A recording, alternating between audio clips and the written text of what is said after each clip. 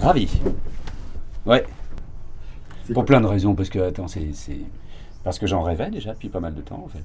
De refaire ça, de ressentir un petit peu le petit bricolage, l'envie d'aller un peu lentement sur l'eau, en fait, c'est peut-être ça.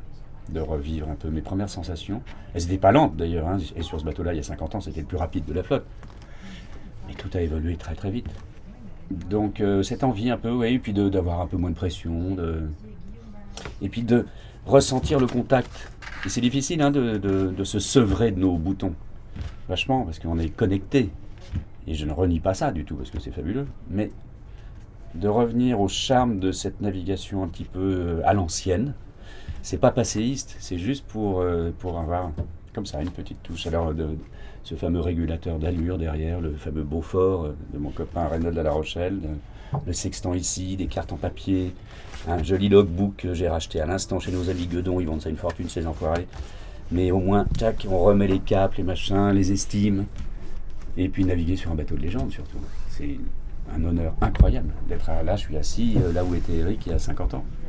Donc ça c'est vraiment un truc. À chaque fois, chaque mouvement, moi je l'ai couru beaucoup. Ce parcours-là, je le connais pas mal. La première fois que je l'ai fait, c'était en double en 81 déjà. Contre les frères Tabarly d'ailleurs. C'était une transat en double. Donc elle évoque beaucoup de choses parce que j'ai mon tonton qui participait, Jean-Yves Ternin en 68 déjà. 64, je m'en souviens pas évidemment, j'avais 4 ans. Mais la transat, quand Eric gagne pour la deuxième fois, j'ai 16 ans. Quand je la fais pour la première fois, en ce qui me concerne, j'ai 24 ans, en 84. Et puis après, j'ai la chance de la gagner 3 fois. Donc, et ce qui est complètement fou, c'est que là, je suis dans un bateau, évidemment, unique, légendaire, et je vais mettre 3 semaines de plus que tout le monde, alors que c'est moi qui détiens le titre de cette transat. C'est ça ce que j'aime bien. Ce genre de paradoxe est passionnant. C'est que j'ai toujours et le record et le titre de ce truc-là, je trouve ça marrant. Qu'est-ce qui fait que le côté mythique sur Transat, qu'est-ce qui l'a rendu mythique? Parce que c'était la première. C'est la première fois qu'officiellement des marins allaient se mesurer tout seuls sur l'Atlantique. Alors il y avait déjà eu une traversée de l'Atlantique en solitaire, plusieurs d'ailleurs, dans l'autre sens. Mais dans ce sens-là, il y en a eu peu. Et c'est peut-être ça ce qui rend les choses étonnantes. Les Français ne savaient pas ce qui se passait en 1960. C'est Sir Francis Chichester qui gagne la première édition. Il y avait déjà un Français dans cette première édition, je me souviens plus si c'était pas Jean Lacombe. Si, c'était déjà Jean Lacombe sur un petit cap corse, un truc de 5,50 m de long. Hein. Mais c'était passé totalement inaperçu. Et puis 4 ans plus tard, ce jeune enseigne de vaisseau, qui a 33 ans à l'époque, c'est sa première transat, arrive avec un engin dingue. Et donc on a ce jeune enseigne de vaisseau qui arrive. Boum, on ne sait pas qui c'est, les Français non plus d'ailleurs. Et tout le monde s'en fout. Parce qu'à l'époque, on ne sait pas ce que c'est que la course au large, encore moins en solitaire. Il y a la course croisière jusque-là. C'est les chaussons, le thé à 5 heures, le duvet, boum boum, et en avant Guingamp. Et puis ce jeune bonhomme-là, le jour du départ au mois de juin 64, hisse le SPI en solitaire, tout seul. Un SPI de 80 mètres carrés, démesuré à l'époque. Son bateau est beaucoup plus grand que tous les autres, beaucoup plus léger. Nettement au-dessus de la mêlée.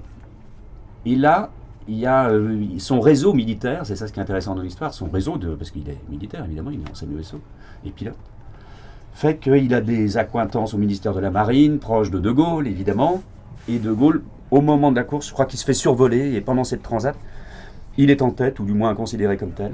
Ça revient aux oreilles de Gaulle qui se dit, il y a un truc à faire là, pour une fois qu'on peut niquer les Anglais, officiellement. Et c'est lui qui fait en sorte, le général de Gaulle, président de la République française à ce moment-là, qui fait en sorte que Eric, en arrivant, est décoré immédiatement, et voilà, et ça démarre là. Parce qu'il faut un peu, évidemment, il faut un exploit sur l'eau, mais il faut un soutien à terre pour qu'une histoire démarre, pour qu'elle soit partagée. Et elle l'a été parce que tout le monde y a mis du sien, c'est le cas de le dire.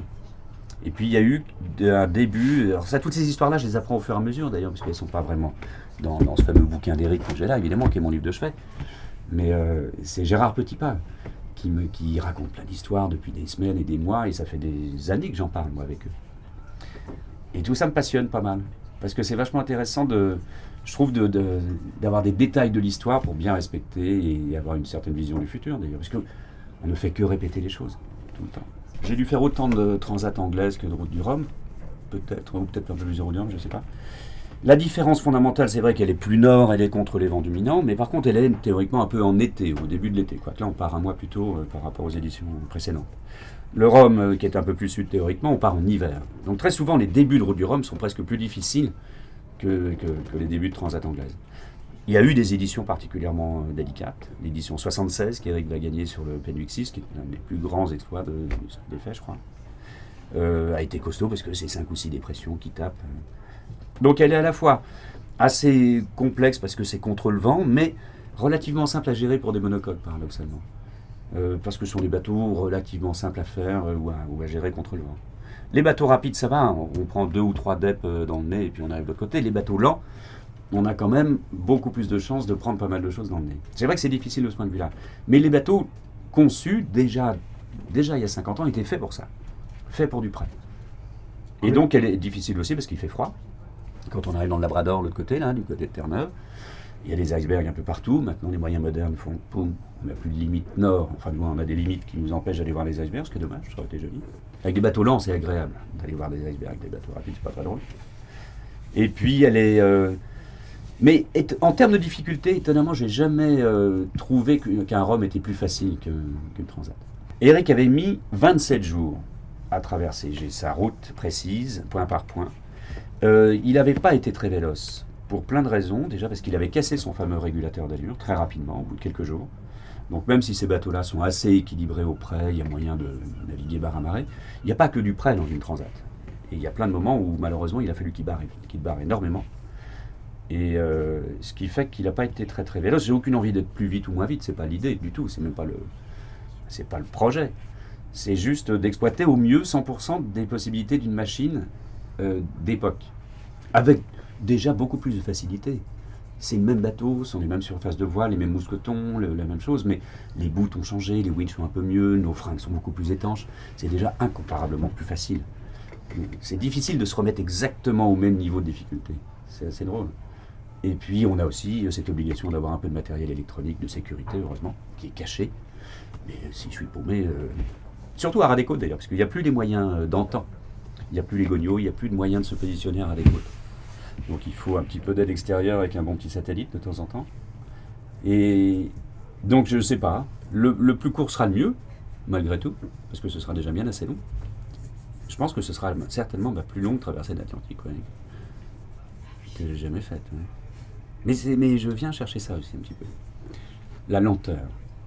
Relative, une fois de plus, parce que je ne vais pas en croisière. Ce qui est intéressant, c'est vraiment d'exploiter le potentiel d'un bateau.